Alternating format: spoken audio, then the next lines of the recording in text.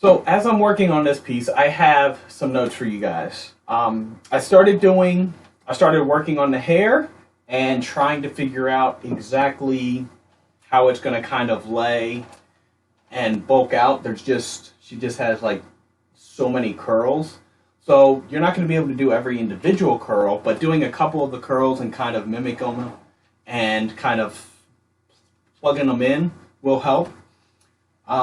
Basic setup though, some notes is I worked on the sculpture yesterday for the face, got the likeness that I wanted, and then today I started twisting it and playing around with the gesture of it, and that's why I like using it just on a pipe, because I can lift the sculpture up off of the piece and move it around if I need to.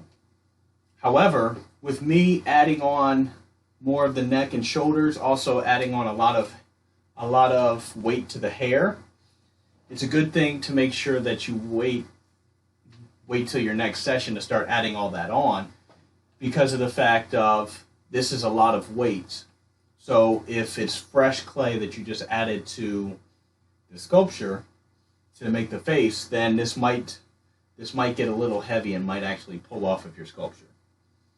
So that's why when I do this, I like to work in phases, to where I'll work on the face and I'll get the neck started.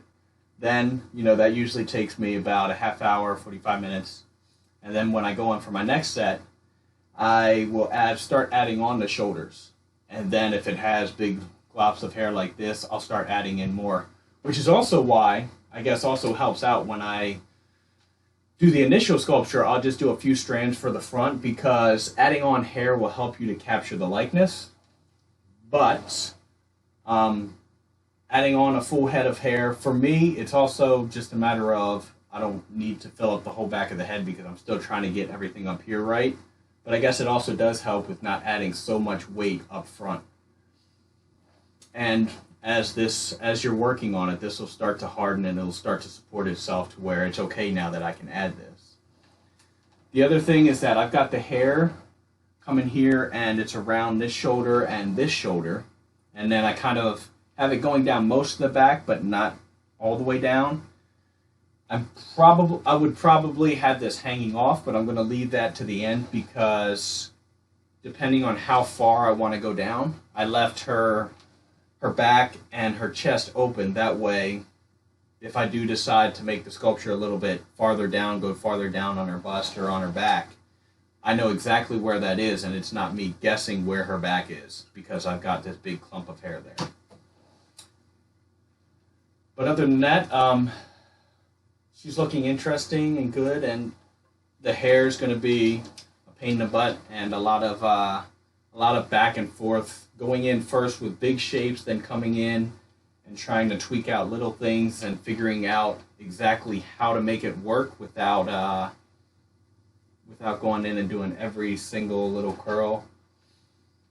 But that's also part of the fun. So that's where we got with this one. I just want to jump in and give a few tips, just because I was thinking about that with her.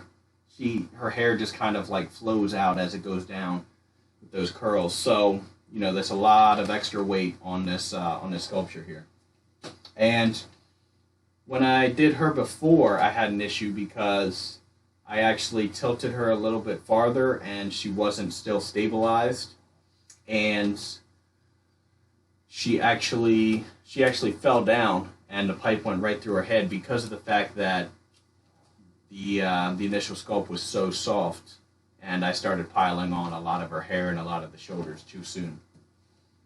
So, some quick tips for you guys, and I'm going to play around with this a little bit more. I'll keep going and seeing where I want to take her, as well as on these sculptures I'm also going to start taking a step and a leap towards, I guess I'll call it like my own creative style or character, to where goal number one is to capture the likeness and come back and see what it is that I'm missing, where I'm messing up at, what do I need to enhance or fix, where are some of my problem areas. Like I mentioned in my other video, the symmetry of the face, the back of the head cranium with being not wide enough, and then with it not being tall enough as well. And some of those issues I've addressed in these pieces and noticed them and kind of played around with figuring out how to get past them.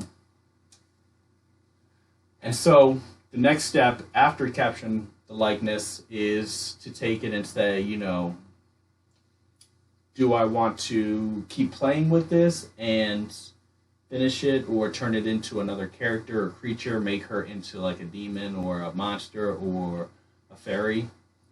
Or do I want to make her into a full portrait, a full likeness?